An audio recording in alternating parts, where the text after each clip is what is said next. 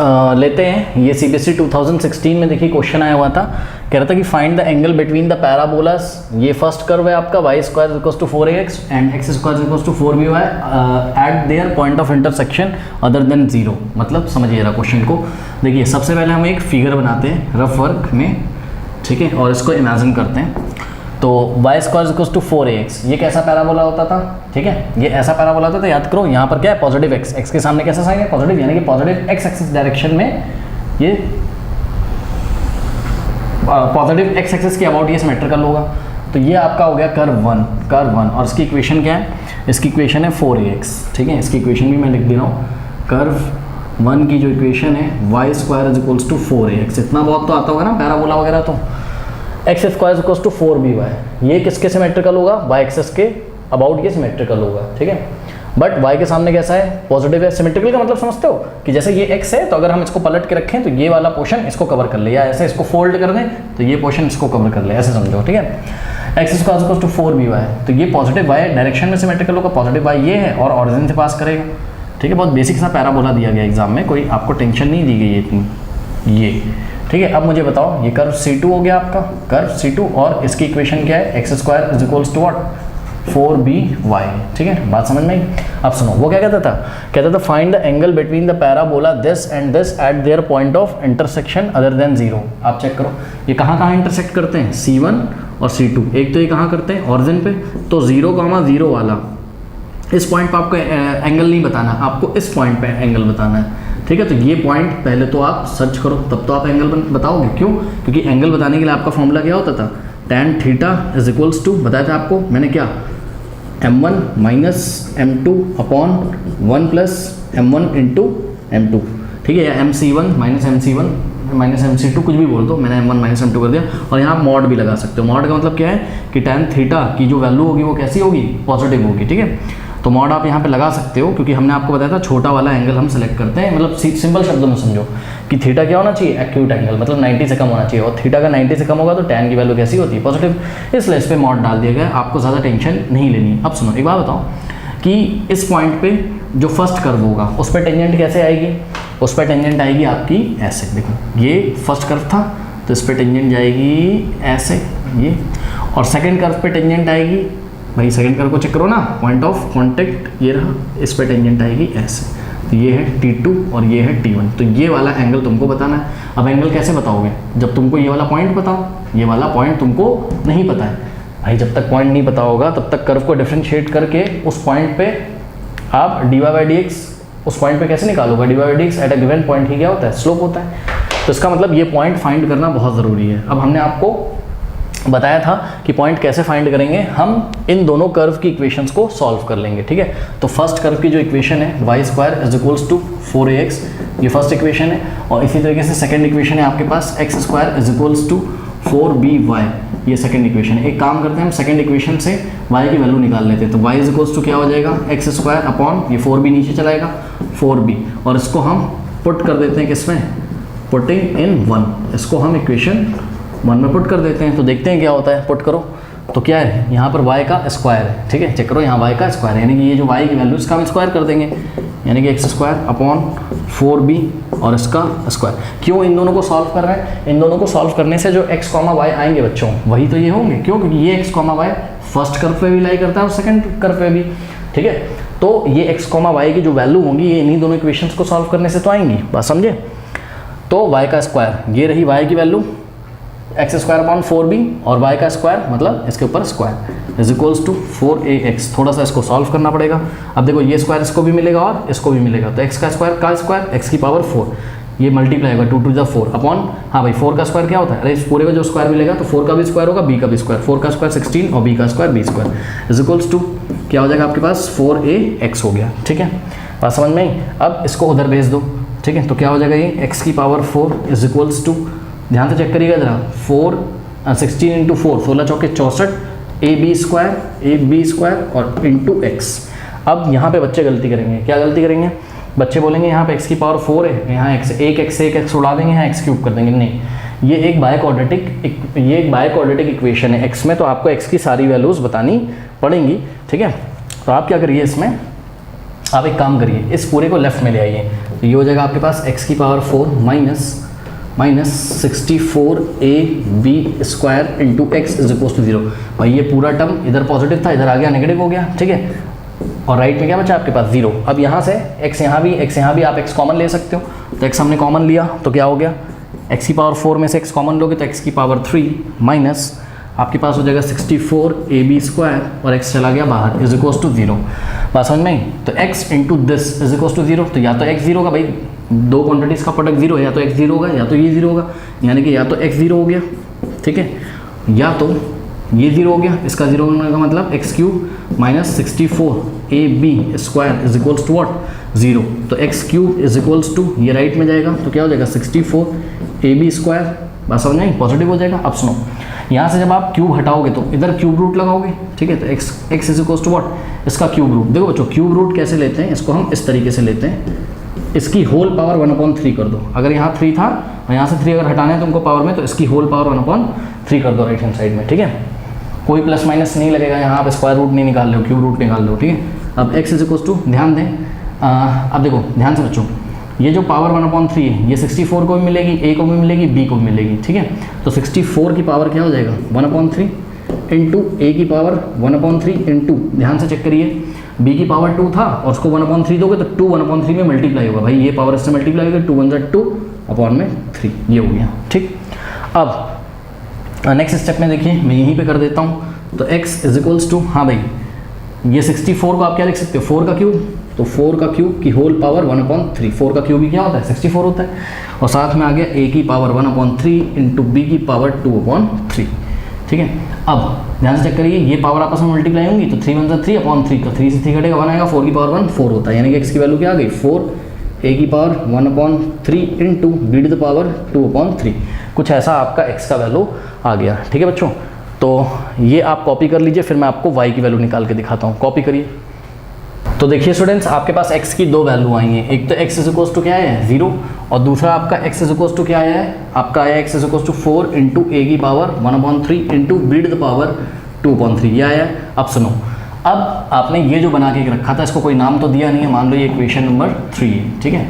अब देखिए अगर हम इसमें x की वैल्यू 0 पुट करें तो y भी कितना आ जाएगा 0, तो if x is equals to 0, यहाँ पे 0 को 0 का स्क्वायर अपॉन समथिंग 0, तो y इज इक्वल्स टू क्या आ जाएगा 0 आ जाएगा, यानी कि एक पॉइंट तो क्या मिला 0,0 जहाँ कर्व इंटरसेक्ट करते हैं, और वो ये वाला पॉइंट है, तो इसको तो हमको कंसीडर नहीं करना है। उसने बोला है ऑरिजिन को छोड़ के जहाँ इंटरसेक्ट करते हैं वहाँ पर आपको कर्व्स के बीच का एंगल बताना है, यानी कि ये वाला हम पॉइंट लेंगे। तो x इज इक्वल्स टू अगर हम इतना लें तो y कितना आ जाएगा, y is equals to x की जगह क्या रखोगे 4a की पावर 1/3 इंटू b की पावर 2/3, और ध्यान से चेक करो यहाँ पे x का स्क्वायर है, तो ये रही x की वैल्यू और इसका करेंगे हम स्क्वायर अपॉन में 4b, थोड़ा सा करना पड़ेगा सॉल्व।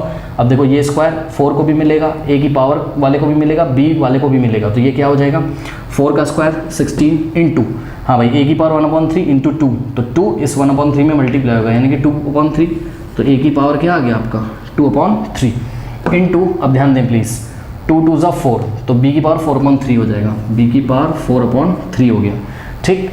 और नीचे आ गया आपके पास क्या 4 इंटू b, अब देखो 4 1 = 4, 4 4 = 16, ठीक। तो यहाँ से आपके पास आ गया, इसको मैं हटा रहा हूँ, थोड़ा सा यहाँ पे आप चेक करिएगा, हाँ भाई, तो y इज इक्वल्स टू क्या आ जाएगा आपके पास, y इज इक्वल्स टू हो जाएगा 4 into 8 the power 2/3, 8 the power 2/3 into, अब ध्यान दें प्लीज़ स्टूडेंट्स, यहाँ पे b की पावर 1 है, ऊपर जाएगा तो क्योंकि बेस सेम है तो पावर क्या हो जाएंगी माइनस हो जाएंगी, यानी कि b की पावर 4/3 और -1, ठीक। तो यहाँ से आ जाएगा y is equals to 4 into 8 the power 2/3 into, बच्चों समझो ना, अरे इसका भी बेस b है, इसका भी बेस b है, तो इसको जब ऊपर ले जाओगे ना तो b को बस एक बार लिखो, फिर b की ऊपर वाली पावर और माइनस जो नीचे पावर थी 1 थी, 1 का साइन चेंज करोगे तो माइनस हो जाएगा, नीचे -1 होता है तो हम ऊपर यहाँ पे +1 करते हैं, बात समझ आई।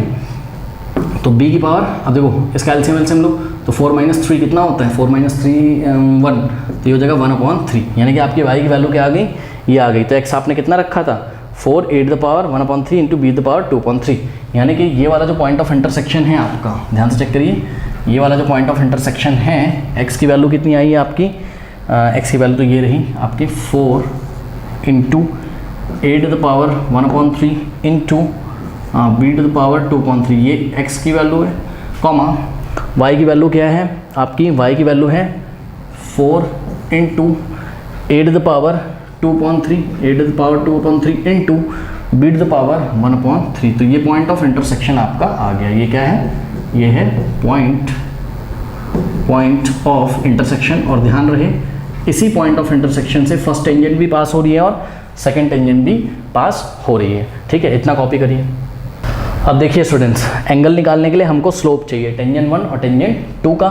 ठीक है, तो हम क्या लिख सकते हैं? Slope of what? Slope of tangent, slope of tangent to the curve C1। ठीक है, C1 कर्व पे जो टेंजेंट है उसका स्लोप कहाँ पर?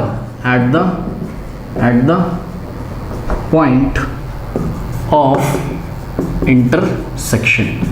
ठीक है, पॉइंट ऑफ इंटरसेक्शन ये जो है इस पे टेंजेंट 1 का स्लोप निकालने का फॉर्मूला क्या होता है बताओ? किसी कर्व के जिस पॉइंट पे स्लोप निकालना होता है उस पॉइंट पे हम क्या निकालते हैं? डेरिवेटिव कर्व का। तो फर्स्ट कर्व की इक्वेशन है, पहले इसको हम क्या करेंगे? Differentiating both side with respect to x। तो क्या हो जाएगा? ध्यान से चेक करिए, मैं डायरेक्ट कर रहा हूँ, ध्यान से चेक करिए। वाई स्क्वायर का डेरिवेटिव क्या हो जाएगा? 2y, और फिर y का करेंगे तो क्या आ जाएगा? dy/dx is equals to 4ax का डेरिवेटिव x के रिस्पेक्ट में क्या आ जाएगा? 4a आ जाएगा। लेकिन क्या ये स्लोप है? नहीं। पहले आप निकाल लीजिए क्या? dy/dx। तो dy/dx निकाला हमने, तो 4a/2y नीचे आ जाएगा। ठीक है, 2 1 2 2 यानी कि dy/dx is equals to what? 2a/y। लेकिन ध्यान रहे अभी ये स्लोप नहीं है। स्लोप कब निकलता है? जब हम इसमें क्या पुट करते हैं? x0, y0, यानी कि जो पॉइंट ऑफ इंटरसेक्शन है ये वैल्यूज हमको पुट करनी है। x0 है और ये क्या है? y0 है। बात समझ में आई?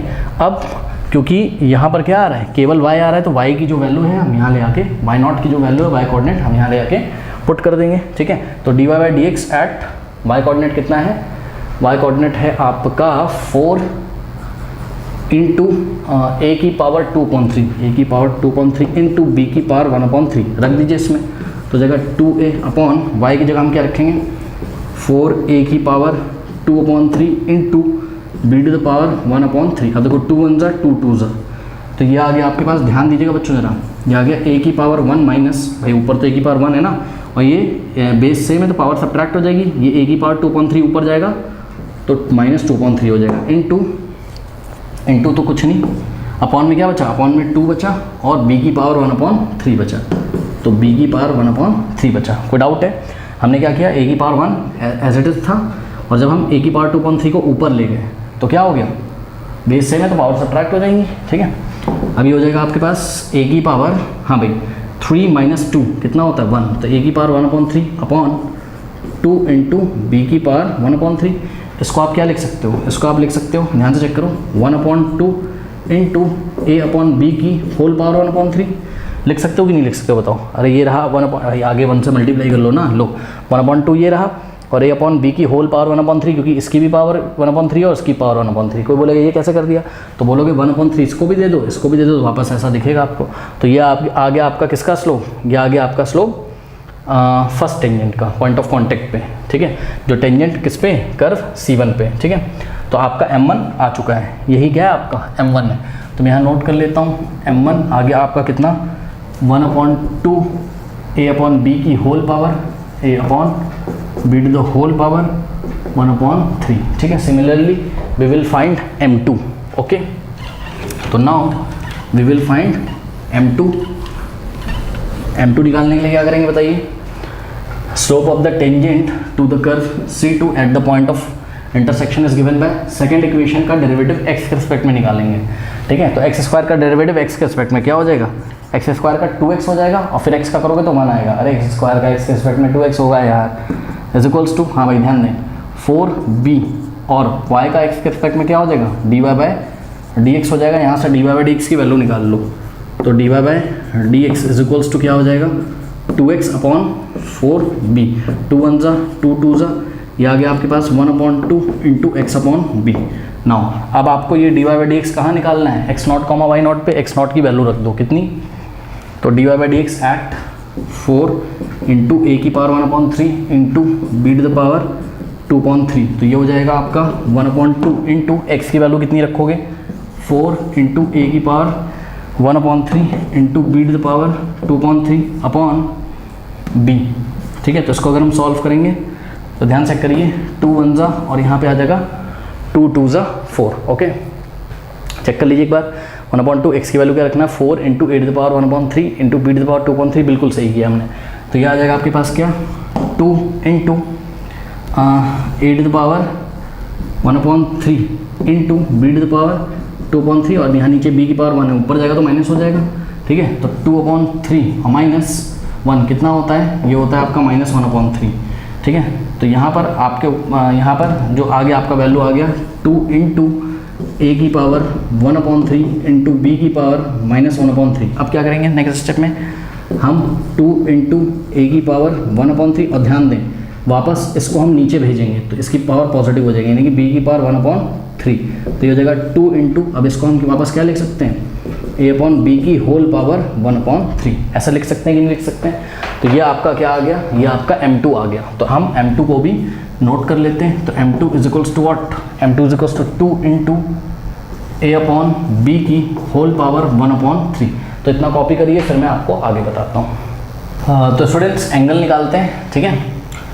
तो एंगल का फॉर्मूला क्या होता है, tan theta is equals to mod of m1 minus m2 upon 1 plus m1 m2, ठीक है। तो m1 कितना है, m1 है आपका 1/2 a अपॉन b की whole power 1/3 m1 minus m2 कितना है 2 इंटू ए अपॉन बी की होल पावर 1/3 और divided by 1 plus m1 into m2 मतलब m1 क्या आपका 1/2 into a upon b whole power 1/3, ये हो गया m1 इंटू m2 कितना है 2 into a upon b whole power 1/3, okay सही है। तो यहाँ पे मॉड हमने क्लोज कर दिया, मॉड के अंदर है सब कुछ, ध्यान रखिएगा, ठीक है। अब क्या करें, यहाँ एक ब्रैकेट लगा लो ऐसे, ठीक है, कुछ चला तो जाएगा नहीं, ब्रैकेट लगा लोगे। अब देखो फर्स्ट टर्म में और सेकंड टर्म में क्या कॉमन आ रहा है, आपका कॉमन आ रहा है a upon b to the power 1/3, तो ब्रैकेट में क्या बच गया 1/2 और -2, ओके। चाहता तो मैं डायरेक्ट कर देता, लेकिन दिखाने के लिए मैंने कर दिया ताकि आपको समझ में, 2 से 2 कैंसिल हो जाएगा, ठीक है। तो ये हो गया आपके पास 1 प्लस, और ध्यान दें प्लीज स्टूडेंट्स, अगर हम पावर देना चाहें तो ये a को मिलेगा और b को मिलेगा, यानी कि ये हो जाएगा a की पावर 1/3 अपॉन b की पावर 1/3, और इंटू है बीच में, यहाँ पे इंटू है, और इस ये भी पावर a को भी दो b को भी दो, क्या हो जाएगा a की power 1/3 upon b to the power 1/3, ठीक है।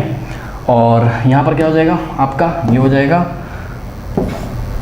a upon b to the power 1/3, हाँ भाई यहाँ पे आप करोगे तो कितना आ जाएगा, इसको सॉल्व करो, 2 to the 4 1 माइनस 4 -3/2 आ जाएगा यहाँ, ठीक है। तो इसको हम यहीं पे लिख सकते हैं -3/2, अरे भाई यहाँ लिख दो, पीछे मल्टीप्लाई कर दो, होगा तो इसी में मल्टीप्लाई ना, चाहे पीछे लिख दो चाहे आगे लिख दो, मैंने आगे लिख दिया -3/2 a अपॉन बी की whole power 1/3 divided by 1 plus. अब यहाँ पे स्टूडेंट्स आपको थोड़ा सा ध्यान देना है, क्या ध्यान देना है, ध्यान से चेक करिएगा। देखो ये पोर्शन इसमें मल्टीप्लाई हो रहा है, ठीक है, और बेस सेम है तो पावर ऐड हो जाएगी, बेस सेम है तो पावर ऐड हो जाएगी, यानी कि a की पावर क्या हो जाएगा 1/3 प्लस 1/3 यानी कि 2/3, तो ये हो जाएगा a की पावर 2/3, और इसी तरीके से ये भी मल्टीप्लाई है नीचे, b की पावर 1/3 इंटू बी की पावर 1/3, ये b की पावर 2/3 आ जाएगा, ठीक है। ये हो गया। अब क्या करें, अब कुछ समझ में तो नहीं आ रहा है, क्या करते हैं, एक काम करते हैं, देखो क्या हम नीचे एलसीएम ले लेते हैं, तो 1 के नीचे आप 1 अज्यूम कर सकते हो, ठीक है ना, 1 के नीचे आप 1 अज्यूम कर सकते हो, तो ये हो जाएगा मॉड ऑफ -3 अपॉन, अब ध्यान से सुनो जरा, -3/2, और ये हो जाएगा a की पावर 1/3 अपॉन b की पावर 1/3। क्या किया हमने कुछ नहीं किया, ये पावर a को भी दी और b को भी दी, और नीचे देखो डिनोमिनेटर में क्या है, डिनोमिनेटर में आपका 1 और b की पावर 2/3 का एलसीएम क्या आ जाएगा, ये आ जाएगा b टू द पावर 2/3 आ जाएगा, ठीक है। अब इसको इससे मल्टीप्लाई करो, इसको इससे, अरे भाई एलसीएम लोगे ना, इस एलसीएम को 1 से डिवाइड करोगे इतना ही तो आएगा, तो इसको उठा के 1 से मल्टीप्लाई करो, क्या हो जाएगा, और नहीं जिसको समझ में आ रहा इन दोनों को नीचे मल्टीप्लाई कर लो, फिर इसको इससे कर लो, इसको इससे कर लो, ठीक है। तो b की पावर 2/3 इंटू 1 b की पावर 2/3 b की पावर 2/3 और प्लस a की पावर 2/3 इंटू 1 a की पावर 2/3, तो ये हो जाएगा a की पावर 2/3, सही है। अब ध्यान से चेक करो, क्या करें, कुछ बच्चे अब समझ नहीं पाएंगे कि डिवाइड कैसे करें, तो मैं आपको बताता हूँ कैसे डिवाइड करें, कोई ज़्यादा टेंशन आपको नहीं लेनी है। देखो यहाँ मैं आपको करके दिखाता हूँ, तो ये आ जाएगा आपका tan theta is equals to, जो भी काम हो रहा है मॉड के अंदर हो रहा है, ध्यान से चेक करिएगा। देखो this whole thing divided by this है ना, तो टेंशन नहीं लेने का ज़्यादा, इसको ऐसा ही कॉपी कर लो, मतलब -3/2 into a to the power 1/3 upon b to the power 1/3। अब देखो ये जो लगा है ये क्या है, डिवाइड का साइन है, तो तुम ऐसे करके डिवाइड का साइन लगा दो, क्या चला जाएगा बताओ। हाँ, और इस पूरे को कॉपी कर दो, फिर क्या है b की power 2/3 plus a to the power 2/3 upon b to the power 2/3। सही है, इसको हमने ऐसे कॉपी कर दिया। अब ये सब मॉड के अंदर है, ठीक, तो mod of -3/2 into a to the power 1/3 upon b to the power 1/3। अब ये डिवाइड की जगह आप क्रॉस जैसे ही लगाओगे तो उसको रेसिप्रोकल कर दोगे, ये तो पता ही होगा छोटी क्लासेस में। हाँ, डिवाइड की जगह क्रॉस लगाओगे तो उसको रेसिप्रोकल कर दोगे, यानी कि b की पावर 2/3 ऊपर आ जाएगा और ये जो भी न्यूमरेटर में था नीचे आ जाएगा, यानी कि b की पावर 2/3 और प्लस a की पावर 2/3, ऐसा कुछ हो जाएगा हमारे पास।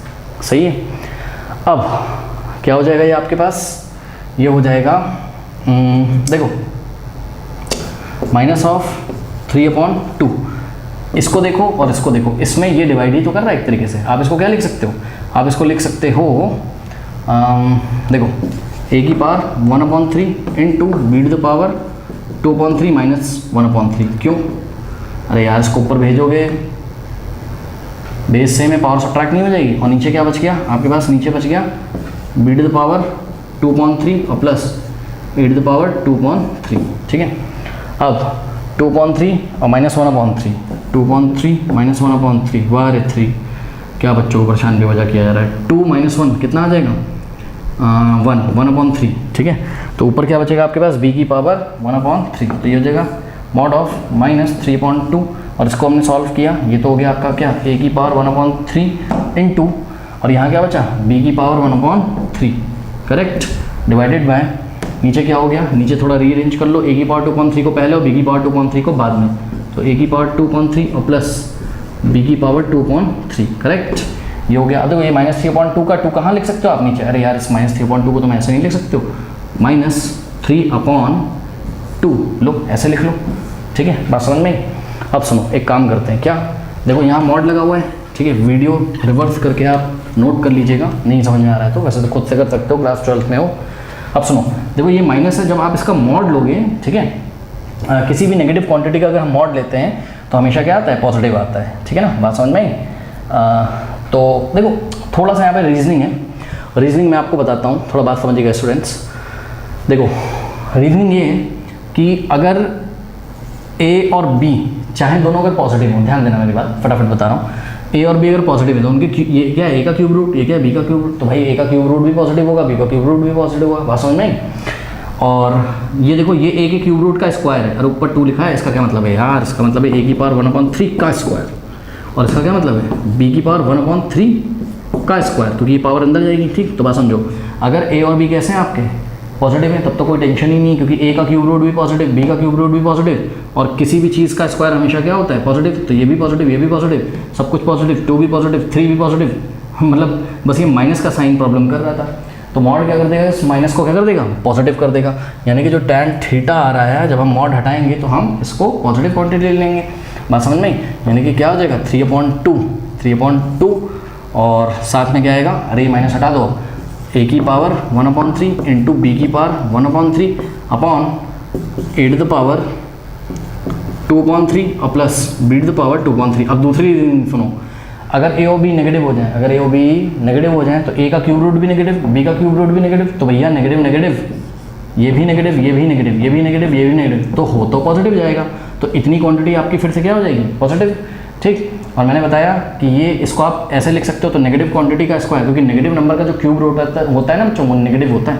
ठीक है, तो नेगेटिव का स्क्वायर पॉजिटिव, और नेगेटिव का स्क्वायर बी अगर नेगेटिव होता तो उसका क्यूब रूट भी नेगेटिव होता, ठीक है, बट उसका स्क्वायर कैसा होता, पॉजिटिव, तो ये भी क्या हो गया पॉजिटिव, और 2 भी क्या है पॉजिटिव, यानी कि फिर से इसी की वजह से माइनस हो रहा था पूरा, तो मॉड इसको क्या कर देगा, पॉजिटिव, यानी कि यही आएगा आपका आंसर। देख लेते हैं, अगर थोड़ा बहुत रीअरेंज किया हो इन्होंने तब तो सही है, नहीं तो कोई बात नहीं, थोड़ा सुंदर तरीके से लिखा है तो आप भी लिख दो। कैसे, देखो इस तरीके से कि theta is equal to tan inverse tan inverse of what, tan inverse of this, और इसको इन्होंने इस तरीके से लिखा है 3 into A to the power 1/3 into B की पावर 1/3/2, थोड़ा सजा के लिख लिया और कोई बात नहीं है। tan इनवर्स किसका, इसका, ठीक है, 2 इन द ब्रैकेट ए की पावर 2/3 और प्लस बी की power 2/3। This is the required angle of angle between these two curve at the point of intersection other than 0।